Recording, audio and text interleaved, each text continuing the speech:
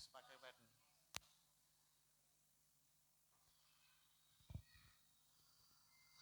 ప్రభునందు ప్రియమైనటువంటి వాళ్ళారా, ఈ యొక్క ఉదయకాల సమయంలో మనం ఎపిఫానియా తర్వాతి మొదటి ఆదివారపు ఆరాధన క్రమాన్ని మనం జరిగించుకుంటున్నాం.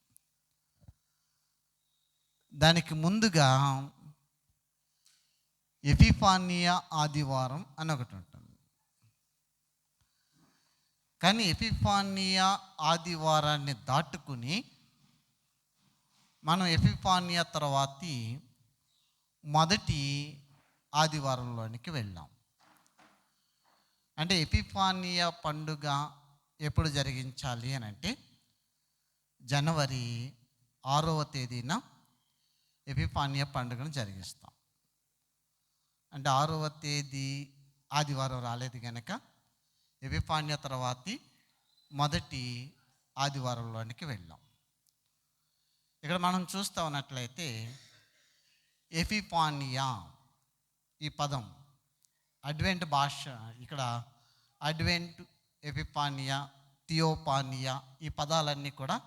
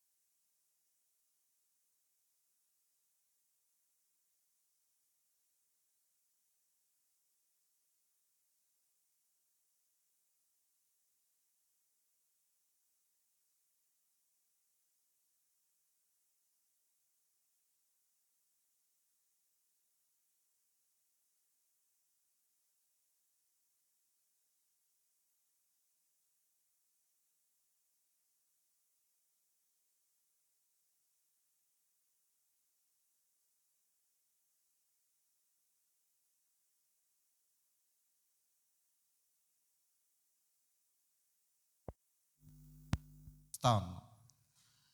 ఆయన రాకడను పురస్కరించుకొని ఎపిఫానియా లేకుంటే థియోనిసియా అనేటువంటి పదాలని మనం పాటించినప్పటికీ కూడా వాస్తవానికి నేటి దినాన్ని ఎపిఫానియా అని అనగానే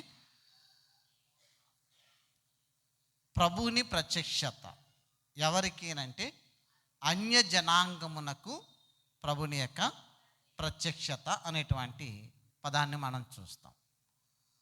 లూకా సువార్తికుడు రాస్తాడు, చీకటిలో నడుచు జనులు గొప్ప వెలుగుని చూచిరి అనేటువంటి మాట. మరి ఎవరండి చీకటిలో నడిచేది?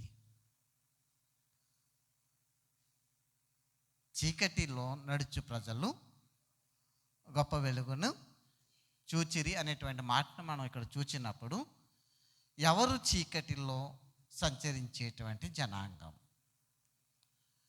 యెషయా గ్రంథము 9వ అధ్యాయము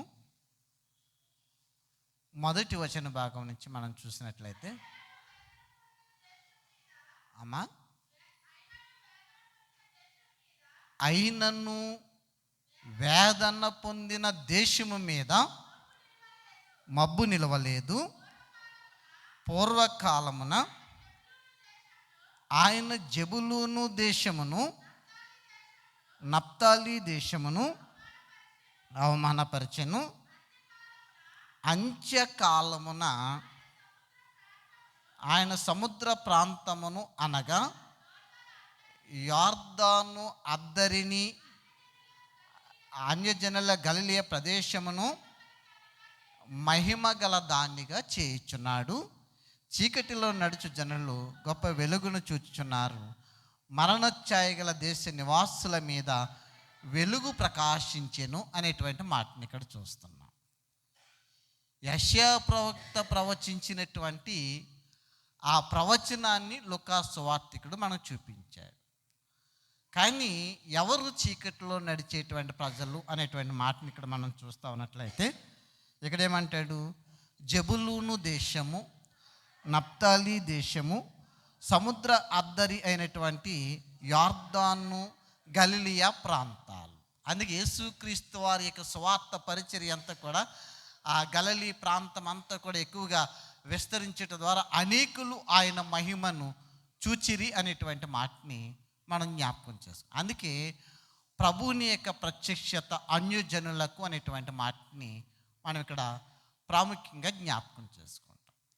ఎవరు అన్యజనులు అనేటువంటి మాటను చూస్తే, యూదులు వారి యొక్క ఆలోచన విధానాన్ని చూచినప్పుడు దేవుడు మాకు మాత్రమే, ఇశ్రాయేలు జనాంగానికి మాత్రమే ఆయన దేవుడు అని అనుకుంటా ఉన్నారు.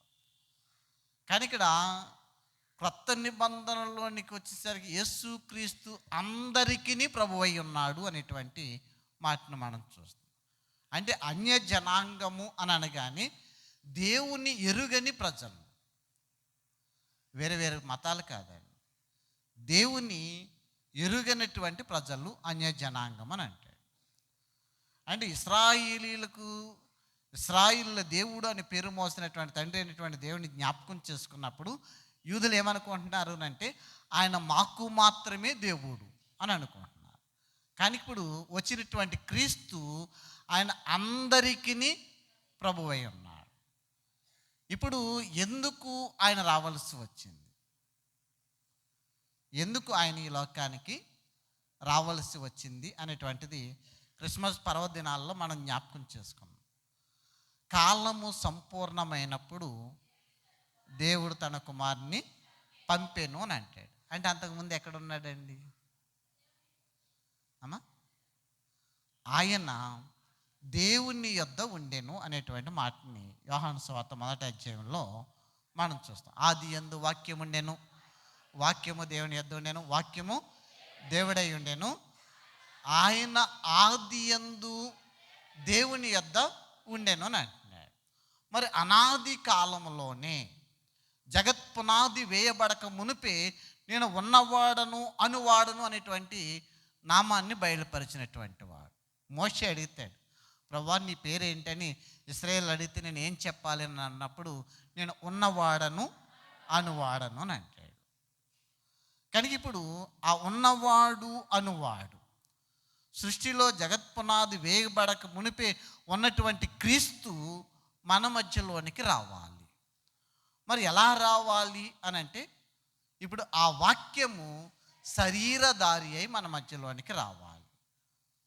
కనుక వాక్యము శరీరధారి అయి వచ్చినటువంటి సమయంలో ఈ జెబులూను, నప్తాలి, యొర్దాను, గలిలీ ప్రాంతాలు అనేటువంటి వారు ఆయన వెలుగును చూచి ఆయన యందు విశ్వాసం ఉంచి ఆయన్ని వెంబడించినటువంటి జనసమూహముగా మనం చూస్తున్నాం.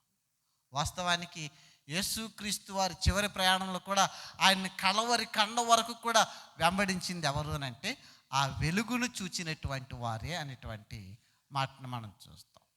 చివరికి ఎరుకో ప్రాంతంలో ఆ త్రోవ పక్కన కూర్చున్నటువంటి తేమయ్య కుమారుడు భిక్షగాడు గుడ్డివాడిని మనం చూస్తాం. అతడు యేసుక్రీస్తు వారు వెళుతున్నటువంటి సమయంలో కాళ్ళ చప్పుడు విని ఏం జరుగుతుందని అన్నప్పుడు దావీదు కుమారుడు నజరేయుడైన యేసు ఈ మార్గం గుండా వెళుతున్నాడు అని అన్నప్పుడు ఏం చేశాడండి?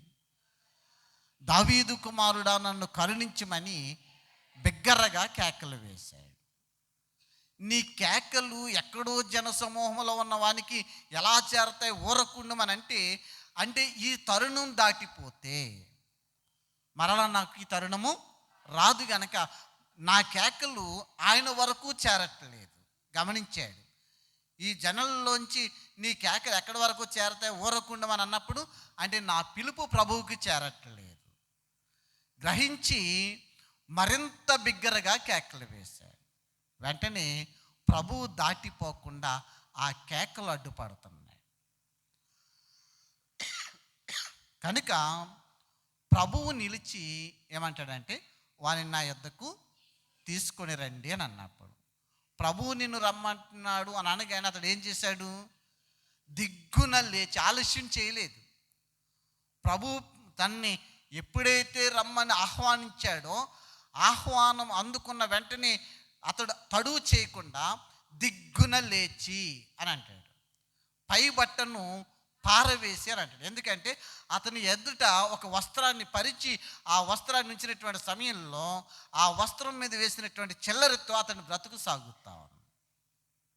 కానీ ఇక నాకు ఈ వస్త్రముతో పని లేదు.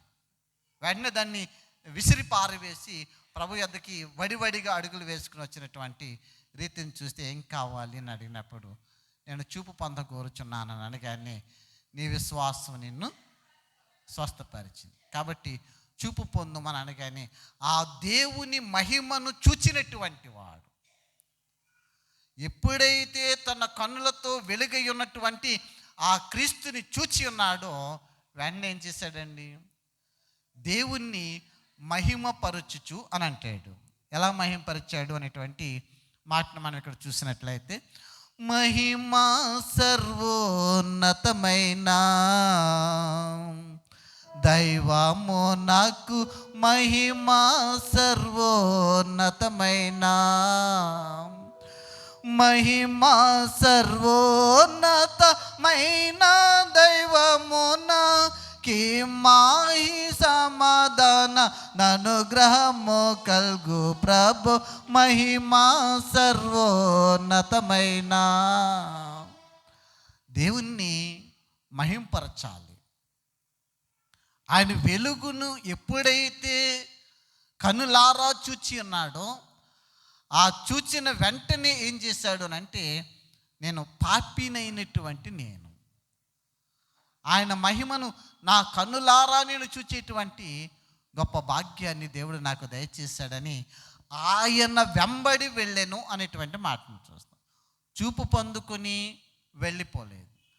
మార్గ మధ్యంలో కుష్టి వ్యాధులు ఆ స్వస్థత పొందుకొని వారు తిరిగి మనలో యేసు వద్దకు రాలేదు, కానీ మార్గంలోంచి వెళ్ళిపోయారు.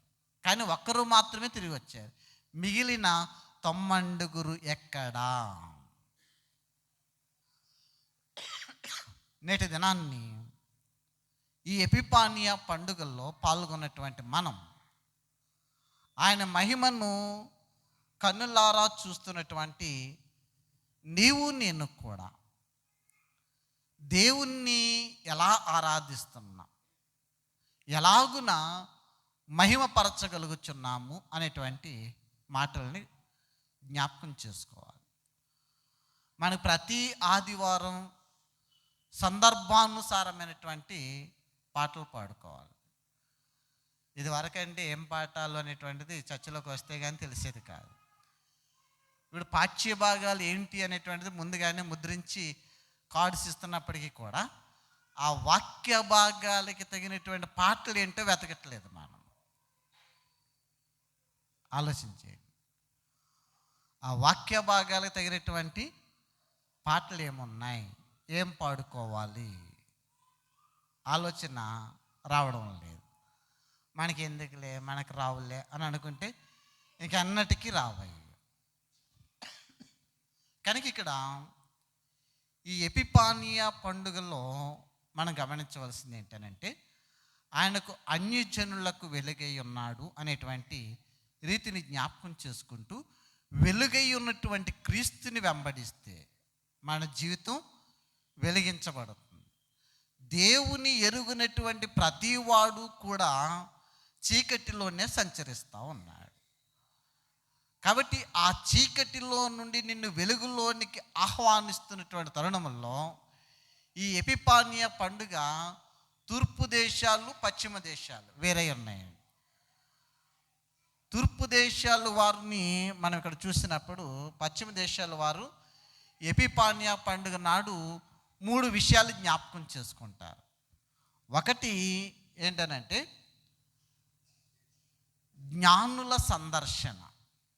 ఎపిఫానియా పండుగ సందర్భంగా జ్ఞానులు వచ్చి యేసుక్రీస్తుని ఆరాధించి వెళ్ళినటువంటి సంగతిని జ్ఞాపకం చేసుకుంటారు. రెండవది యేసుక్రీస్తు వారు పొందినటువంటి బాప్తిసాన్ని జ్ఞాపకం చేసుకుంటారు. మూడవది కానా పెండ్లి విందుల్లో ఆయన జరిగించినటువంటి నీటిని ద్రాక్షారసముగా మార్చినటువంటి ఆ సూచక్రియని, ఈ 3 విషయాల్ని జ్ఞాపకం చేసుకుంటా ఉంటే కేవలం తూర్పు దేశాల వారు మాత్రం ఏం జ్ఞాపకం చేసుకుంటారనంటే యేసుక్రీస్తు వారి బాప్తిస్మాన్ని మాత్రమే జ్ఞాపకం చేసుకుంటాం. మరి ఎపిఫానియా పండుగల్లోనికి మనం ప్రవేశించినటువంటి తరుణంలో మనము దేనిని జ్ఞాపకం చేసుకుంటున్నాం? ప్రాముఖ్యంగా చీకటిలో బ్రతుకుతున్నటువంటి మన జీవితాల్లో వెలుగు నింపటానికి వచ్చి ఉన్నాడు. ఆ వెలుగుని మనం పొందుకోవాలి అనేటువంటి మాటను మనం చూస్తున్నాం. అయితే ఆయన శరీరధారి అయి కృపాసత్య సంపూర్ణుడిగా మన మధ్య నివసించెను అనేటువంటి మాటను చూస్తాం. నేడు దినాన్ని చదువుకున్నటువంటి స్వార్థ పాఠ్య భాగంలో లూకా సువార్త 2వ అధ్యాయం 40వ వచన భాగాన్ని కనుక మనం చూసినట్లయితే, బాలుడు జ్ఞానముతో నిండుకొనుచు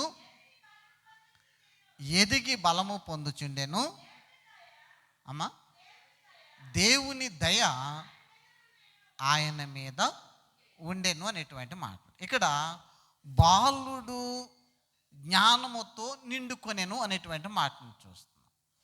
మరి జ్ఞానం ఎలా వస్తుందండి?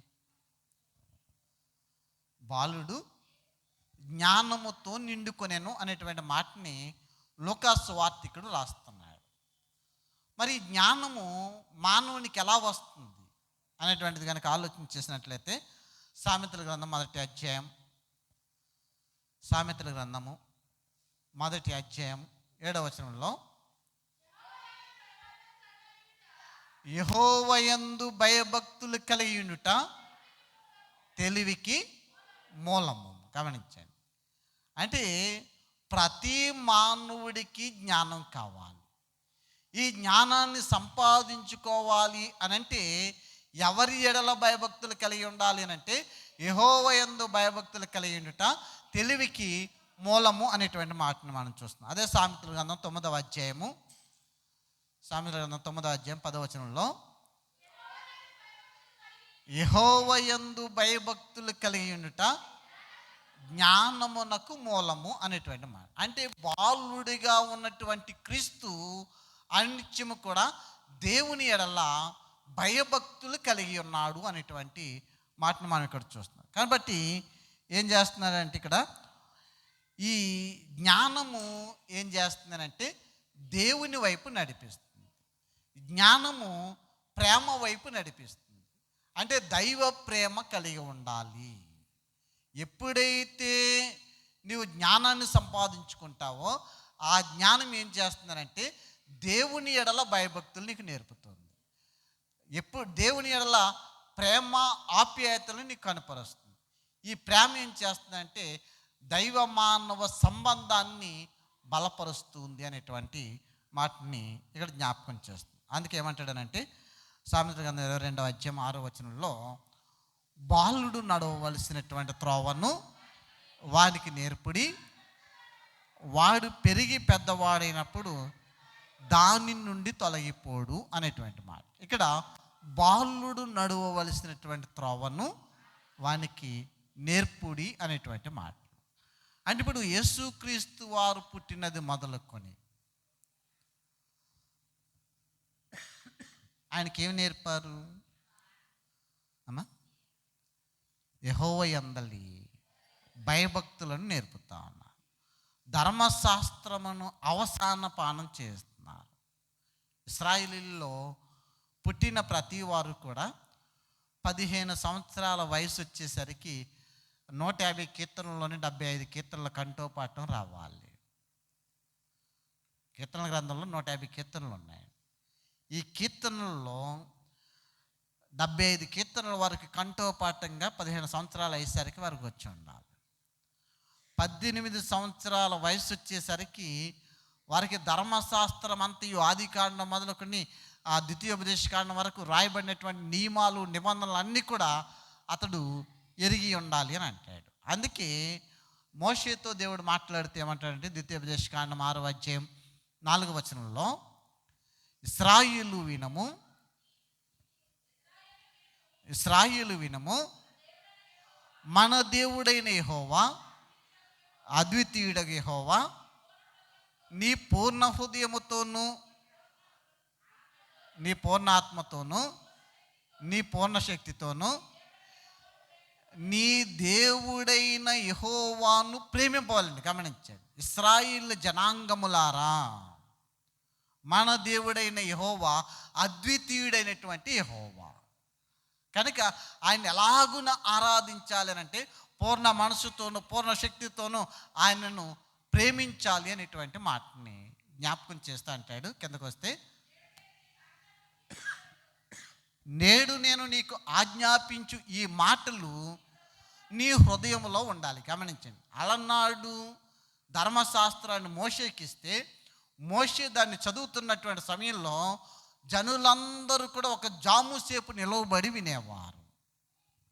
ఒక జాముసేపు నిలువబడి ధర్మశాస్త్రాన్ని వినేవారు. ఎందుకంటే ఎవరి దగ్గర అలనాడు బైబిల్ లేదండి.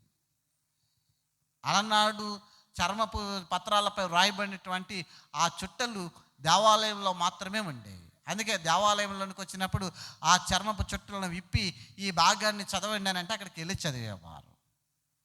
అందుకే మోషే చదువుతున్నటువంటి సమయంలో ఆ వినిన మాటలు ఎక్కడుండాలి అని అంటే మీ హృదయంలో ఉండాలి.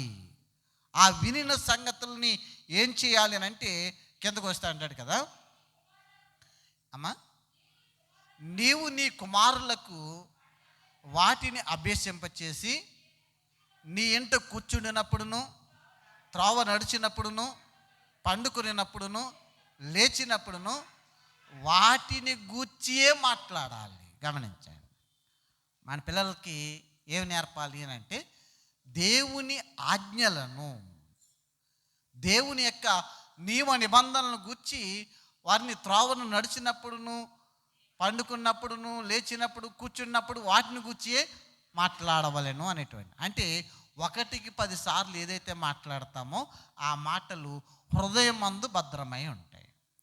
మరి యేసుక్రీస్తు వారు ఈ లోకానికి శరీరధారిగా వచ్చినప్పటికీ కూడా, తల్లి యొక్క పాల సంరక్షణలో పెంచబడుతున్నప్పటికీ కూడా మరియకి ఆ దూత చేత బోధించబడినటువంటి మాటలన్నింటినీ కూడా ఆమె హృదయంలో తలపోసుకుంటూ ఆ మందిరంలోని తీసుకుని వచ్చినప్పుడు ఆ సిమియోను భక్తుడు చెప్పినటువంటి మాటల్ని హృదయంలో తలపోసుకుంటూ మరియ యోసేపులు ఆ దేవుని మాటల్ని ఆ బాలుడైనటువంటి యేసునకు బోధిస్తూ వచ్చారు. అందుకే బాలుడు జ్ఞానముతో నిండుకొనుచు ఎదిగి బలము పొందుచుండెను, దేవుని దయ ఆయన మీద ఉండెను అనేటువంటి మాటను చూస్తాం. అయితే 42వ వచన భాగంలో ఆయన 12 ఏండ్ల వాడై ఉన్నప్పుడు ఆ పండుగను ఆచరించుటకై వాడుక చొప్పున వారు యెరూషలేమునకు వెళ్ళిరి. ఏంటి వాడుకండి అమ్మా? వాడుక చొప్పున అని అంటాడు. అంటే 12 ఏండ్ల ప్రాయం వచ్చినప్పుడే దేవాలయానికి వచ్చారా? అక్కడ 41వ వచనంలో పస్కా పండుగప్పుడు ఆయన తల్లిదండ్రులు ఏటేటా యెరూషలేమునకు వెళ్ళుచుండిరి. అంటే ప్రతి సంవత్సరం పుట్టింది మొదలుకొని ప్రతి సంవత్సరం కూడా యెరూషలేములో జరుగుతున్నటువంటి ప్రతి పండుగకు వీరు హాజరవుతున్నారు. ఇక్కడ 42వ వచనంలోకి వచ్చేసరికి ఏమంటాడనంటే ఆయనకు 12 ఏండ్ల వయసు వచ్చినప్పుడు అనేటువంటి మాటని, అంటే 12వ ఏటనే ఆయన జ్ఞానము ఏ పాటిదో తెలియచేస్తా ఉన్నారు. బాల్య దినాలన్నింటిలోనూ కూడా ఆయన ఎలా ఉన్నాడు అంటే జ్ఞానముతో నిండుకుంటూ ఉన్నాడు, దేవుని ఎడల భయభక్తులు కలిగి ఉన్నాడు.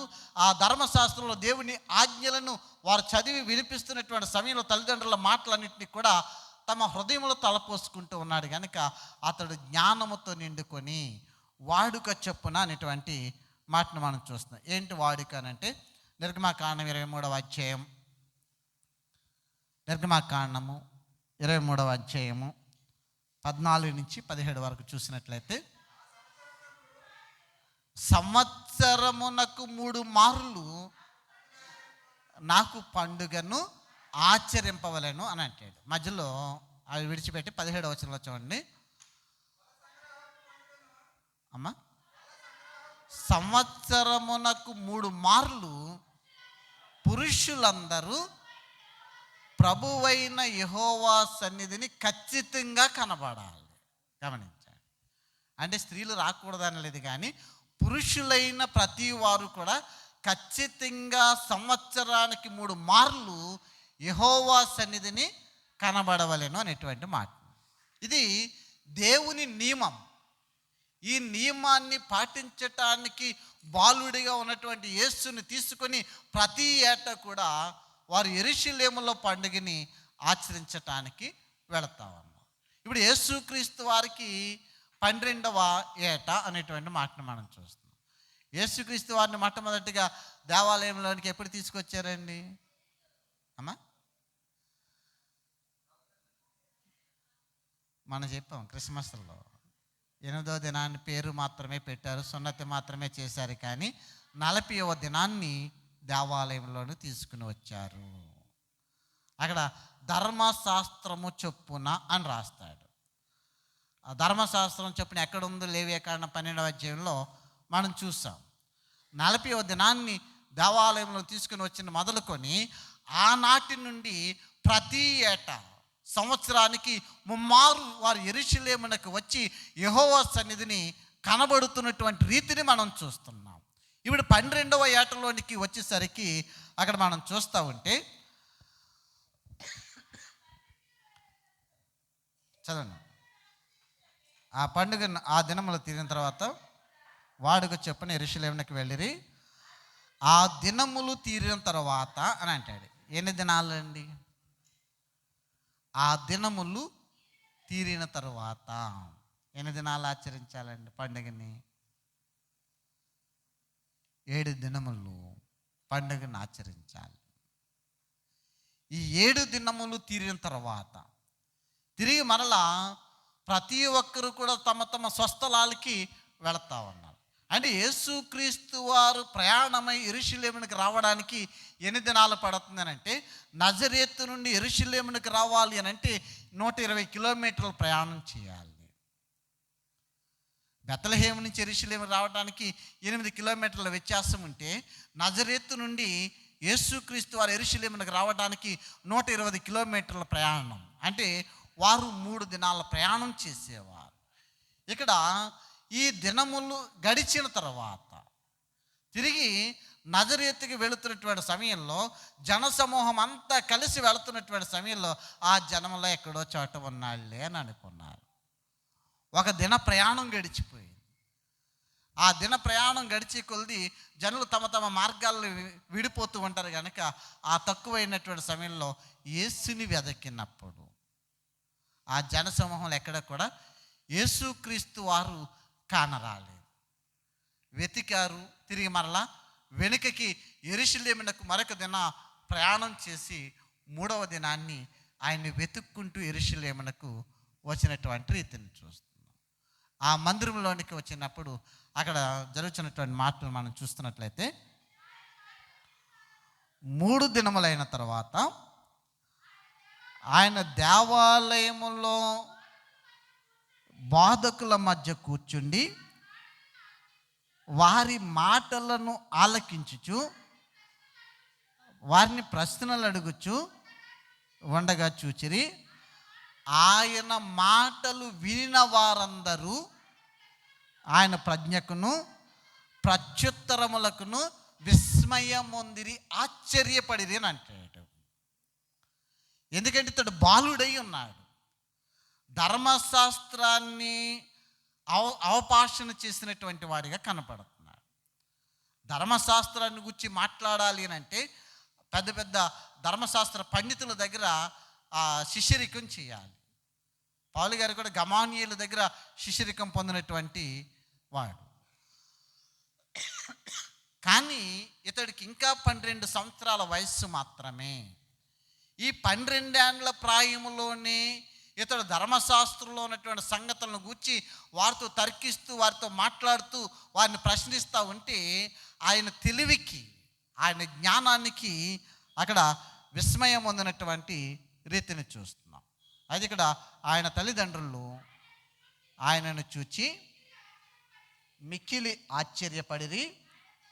ఆయన తల్లి, కుమారుడా, మమ్మను ఎందుకు ఇలాగున చేసితివి?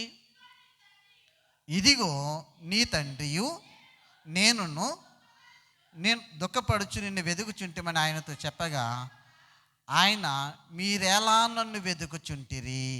గమనించండి, ఆయన ఈ లోకానికి ఎందుకొరకైతే వచ్చి ఉన్నాడో ఆయన ఎరిగి ఉన్నాడు. అక్కడ ఏమంటాడు?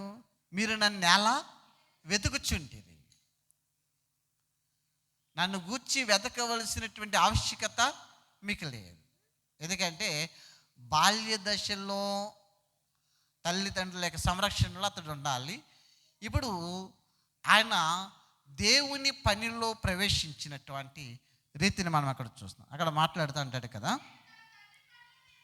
నేను నా తండ్రి పనుల మీద ఉండవలనని మీరు ఎరుగరా అని వారితో. ఇక్కడ నేను అక్కడ మరి ఏమని మాట్లాడుతుంది? బాలుని చూచి, అమ్మా కుమారుడా, మమ్మును ఎందుకు ఇలాగు చేసితివి? ఇదిగో నీ తండ్రియు నేనను అనేటువంటి మాటను ఉపయోగించింది. ఇక్కడ యేసుక్రీస్తు వారు మరియతో మాట్లాడితే ఏమంటే, మీరు నన్ను ఎలా వెతుకుచుంటిరి? మొట్టమొదటి, మీరు నన్ను ఎలా వెతుకుచుంటిరి? నేను నా తండ్రి పనుల మీద ఉండవలనని మీరు ఎరుగరా అని అంటే, ఇక్కడ యోసేపు కేవలం సంరక్షకుడు మాత్రమే, కానీ నా తండ్రి పరమందు ఉన్నాడు, నేను ఆయన పనుల మీద ఉండాలి అనేటువంటి మాటను అక్కడ జ్ఞాపకం చేసినటువంటి రీతి. అక్కడ మీరెరుగరా అంటే, నేను ఈ లోకములో మీ గర్భవాసమున పుట్టక మునిపే గాబ్రియేలు దూత చేత బోధించబడిన వారయుండి మీరు ఎలా ఇలా మాట్లాడుచున్నారు? వీరికి దూత చెప్పింది, సిమియోను భక్తుడు చెప్పాడు, ఈయన ఈ లోకానికి ఎందుకొరకు జన్మించి ఉన్నాడు, ఈయన దేవుని కుమారుడు అని చెప్తా ఉంటే, నీ తండ్రియు నేనును మిక్కిలి బాధపడితిమి అని మీరు ఎలా చెప్తున్నారు? నేను నా తండ్రి పనుల మీద ఉండవలనని మీరు ఎరగరా అని వారితో చెప్పాను. అక్కడ నా తండ్రి పనుల మీద ఉండవలనని అని ఇక్కడ పుట్టినోట్లో ఒకటి అని అంకించి ఏమంటాడనంటే, నా తండ్రి మందిరములో ఉండవలనని మీరు ఎరగరా. ఇక మీదట నా కార్యాన్ని నేను ఆరంభించవలసినటువంటి సమయము ఆసన్నమవుతా ఉంది. కాబట్టి ఈ మందిరములో ఉండి సమస్తాన్ని పరీక్షించి తెలుసుకుని ఆ ముందుకి వెళ్ళవలసిన వాడిని కదా. మీరు అన్నీ తెలిసి కూడా దూత చేత బోధించబడిన వారై, సిమియోను ప్రవక్త ద్వారా బోధించబడిన వారై ఉండి కూడా మీరెలా నన్ను వెతుకుచుంటిరి? ఇక్కడ మాట్లాడినటువంటి మాటని చూస్తే, అయితే ఆయన తనతో చెప్పిన మాట వారు గ్రహింపలేదు, తల్లిదండ్రులకి బోధపడలేదు. ఈయన మాట్లాడినటువంటి అంతర్ధానం ఏంటి అనేటువంటిది, ఆ మాటల యొక్క ఆంతర్యం ఏమై ఉందనేటువంటి సంగతిని వారు గ్రహించలేనటువంటి రీతిని చూస్తున్నాం. మనం ఎలా ఉంటామనంటే, ఒక మాట వింటాం, విడిచిపెట్టేస్తాం, అనవసరమైన మాటలు మాత్రం పట్టుకుని వేలాడుతూ ఉంటాం. కానీ ఇక్కడ ప్రభువు పలికినటువంటి అత్యుత్తమమైనటువంటి మాటల్ని మరియ యోసేపులు గ్రహించలేదు అనేటువంటి మాటని అంతటా ఆయన వారితో కూడా బయలుదేరి నజరేతుకు వచ్చి లోబడి ఉండెను అనేటువంటి మాటని మనం చూస్తున్నాం. మరి చీకటిలో నివసిస్తున్నటువంటి మనకి వెలుగు ప్రకాశింప చేయడానికి, మన జీవితాలని వెలుగుమయంగా చేయడానికి, మన పాపమునంతటిని కూడా తీసివేసి మనల్ని పరిశుద్ధులుగా నిలబెట్టడానికి ఆయన ఈ లోకానికి వచ్చినటువంటి రీతిని చూస్తున్నాం. అంతటి జ్ఞానాన్ని సంపాదించుకున్నప్పటికీ కూడా నజరేతునకు వెళ్ళి తల్లిదండ్రులకి లోబడి ఉండెను అనేటువంటి మాటను మనం చూస్తున్నాం. మనము నేటి దినాన్ని తల్లిదండ్రులకు లోబడలేనటువంటి పరిస్థితి. ఎదిగిన కొద్దీ ఒదిగి ఉండాలి అనేటువంటి మాటని చూస్తుంది. అంటే జ్ఞానాన్ని సంపాదించుకున్నాను కదా, ఇక నాకు వీరితో పని లేదు అని లేకుండా నజరేతునకు ఆ తల్లిదండ్రులతో పాటు వెళ్ళి వారికి లోబడి ఆ దేవుని కార్యాన్ని ఆయన చేసి సంకల్పించేటువంటి సమయం కొరకు కూడా వారికి లోబడి ఉండెను అనేటువంటి మాటని మనం చూస్తున్నాం. ఇప్పుడు వెలుగులోనికి మనం ప్రవేశించాలి. ఆయన వెలుగుగా ఈ లోకానికి వచ్చి ఉన్నాడు. ఆ వెలుగులోనికి నీవు నేను ప్రవేశిస్తే మన జీవితం ధన్యకరంగా మార్చబడుతుంది. అందుకే ఇలా పాడుకున్నాం, లెమ్ము తేజరిల్లము నీకు వెలుగు వచ్చి ఉన్నది.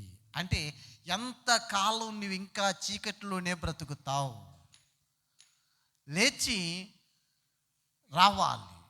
వస్తే మన జీవితం వెలుగుగా మార్చబడుతుంది.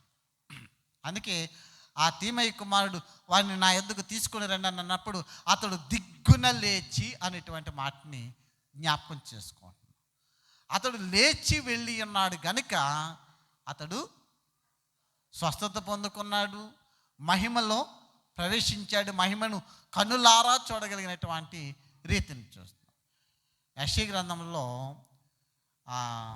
రాజైన ఉజ్జియా మృతి చెందినటువంటి సమయంలో యెషయా ఏం చేశాడు? దేవాలయంలోనికి ఎక్కి వెళ్ళాడు, ప్రార్థన చేయాలి. ఆ మృతి చెందినటువంటి సంవత్సరంలో ఆ పరిస్థితి ఎలా ఉందనంటే ప్రజలందరూ కూడా దేవుని భయము లేనటువంటి స్థితిని, దేవుని ఎరుగక ఉన్నటువంటి స్థితిలో ఇష్టానుసారమైనటువంటి జీవితాన్ని కలిగి ఉన్నటువంటి సమయంలో దీనికి మార్గం ఏంటి ఆలోచించటానికి, ప్రార్థించటానికి మందిరంలోనికి వెళ్ళాడు. వెళ్ళినటువంటి సమయంలో అతడు ప్రార్థన చేస్తుండగా ఏం చూశాడండి? చదివిన మాటలు యెషయా.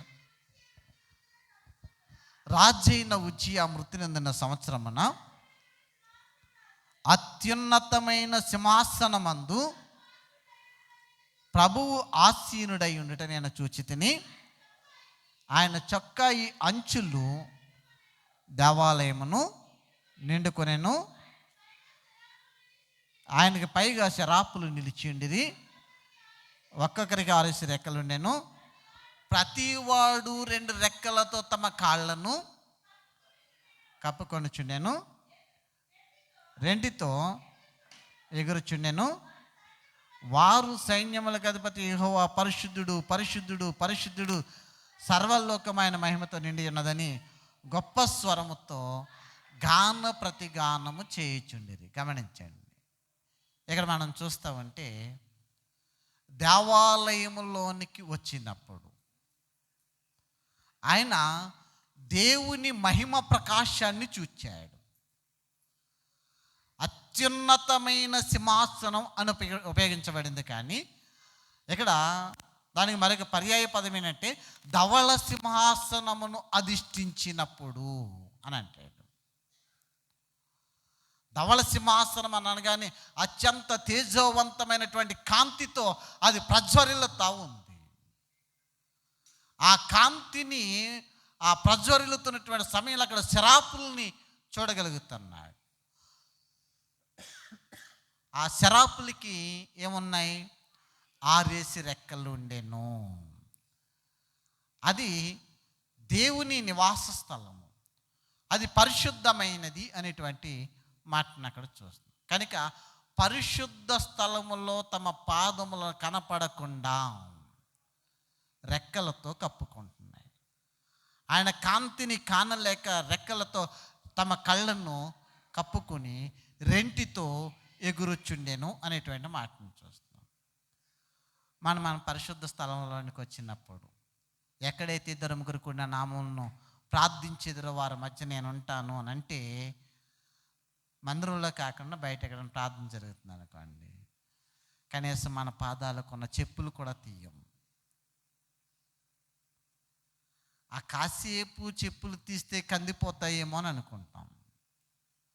అయ్యో, ఇక్కడ దేవుని ఆరాధన జరుగుతుంది, దేవుని ప్రార్థిస్తున్నాం, ఇక్కడ పరిశుద్ధాత్ముడు మన మధ్య ఉంటాడు అనేటువంటి ఆలోచన కూడా మనకు రాదు.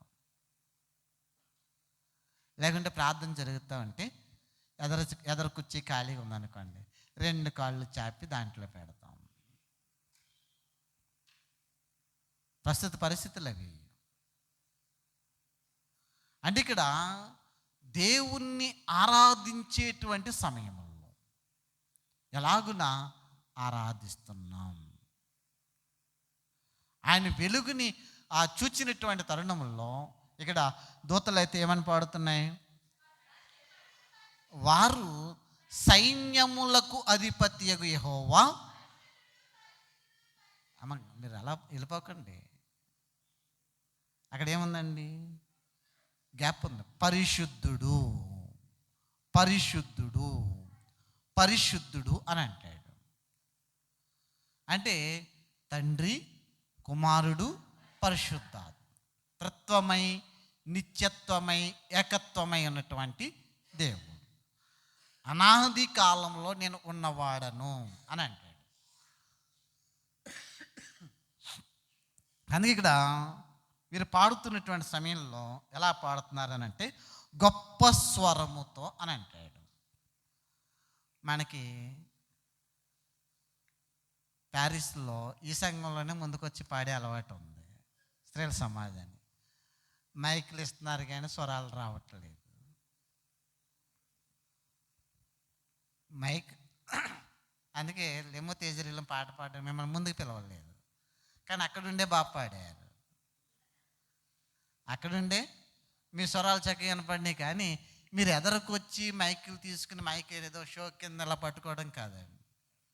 మన స్వరం వస్తుందా లేదా, మీరు ఏం పాడుతున్నారో తెలియక అక్కడ రాగం తాళం ఎలా వెళ్తుంది, మీ స్వరాన్ని బట్టి అక్కడ స్కేల్ ఎంచుకుంటారు.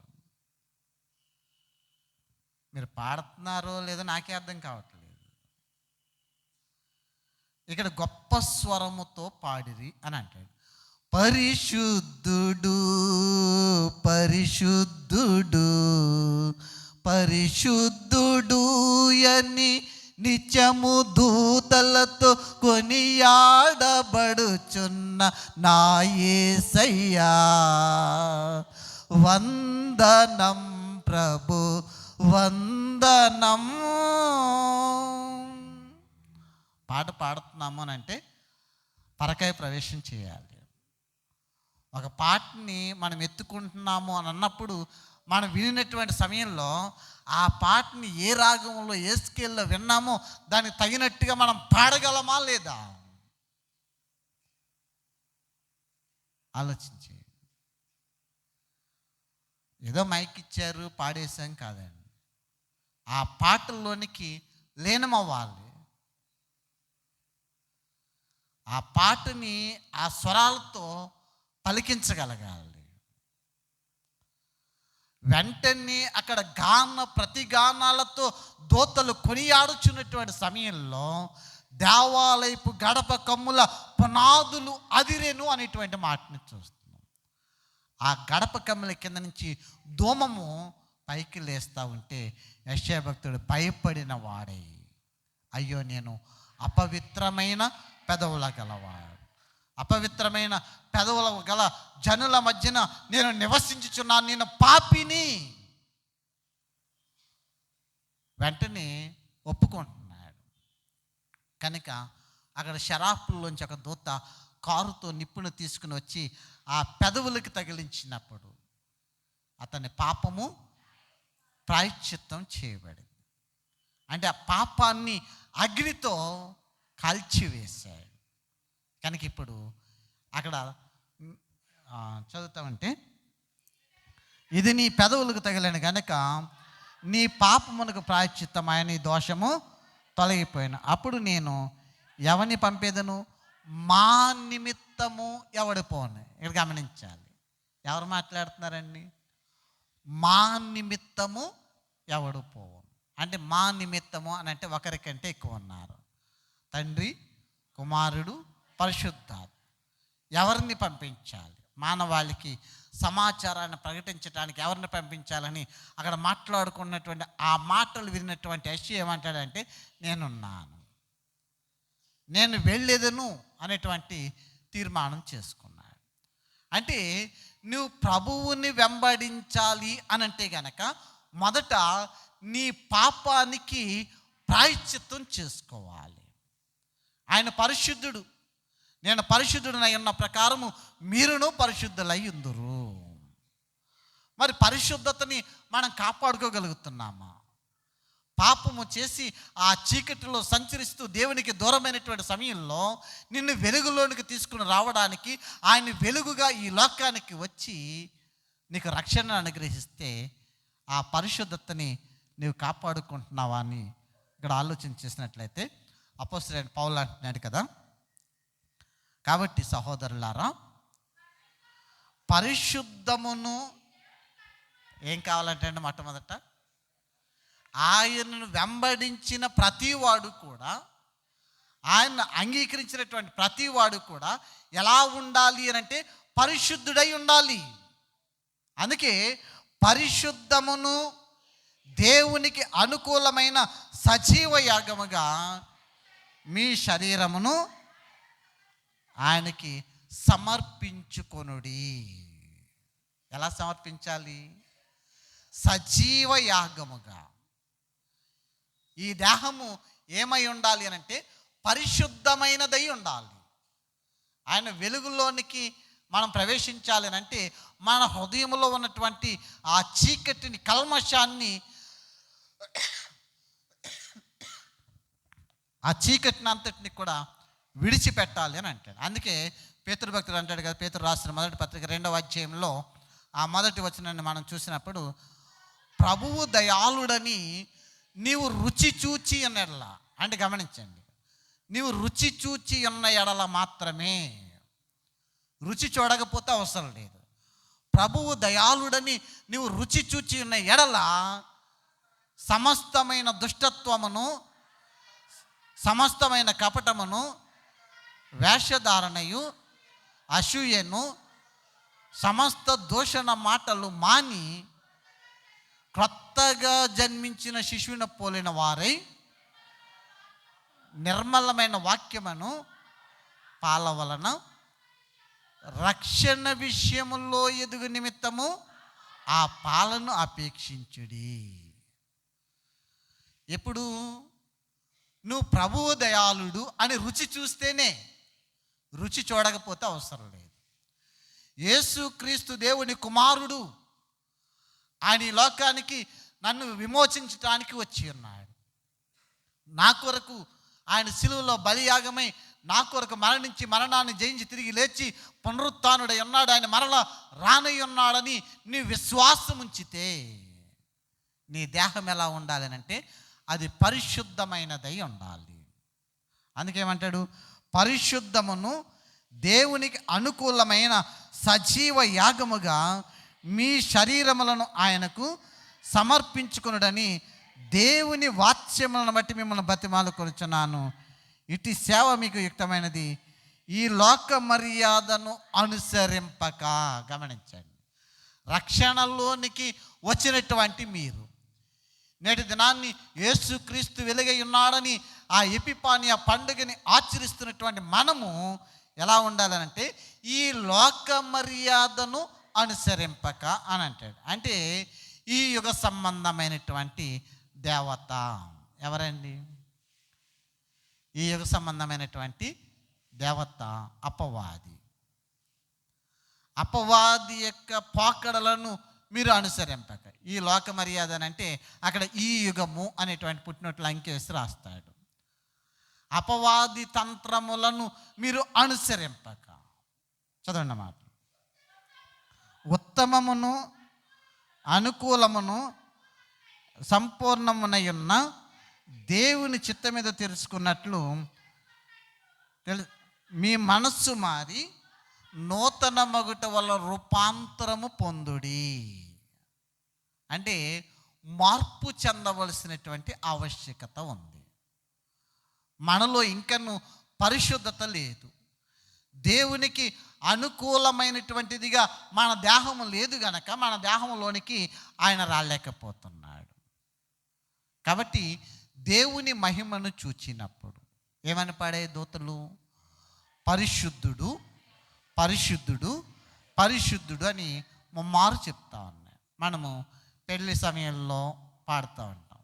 ఏమని పాడతామండి? పరిశుద్ధుడా పరిశుద్ధ పరిశుద్ధ ప్రభువా, వరదూతలైనాని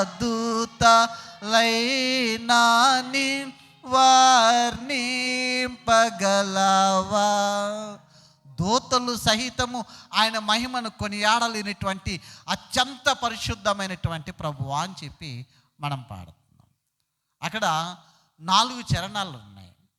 4 చరణాల్లో మొదటి చరణం పరిశుద్ధ జనకుడా అని అంటాడు, పరిశుద్ధుడైన తండ్రి. రెండవ చరణంలోకి వచ్చేసరికి పరిశుద్ధుడైన కుమారుడు అని అంటాం. మూడవ చరణంలోకి వచ్చేసరికి పరిశుద్ధుడైనటువంటి పరిశుద్ధాత్మని కొనియాడుతూ, 4వ చరణంలోకి వచ్చేసరికి ఏమంటామనంటే జనక కుమారాత్మలను నేక దేవా.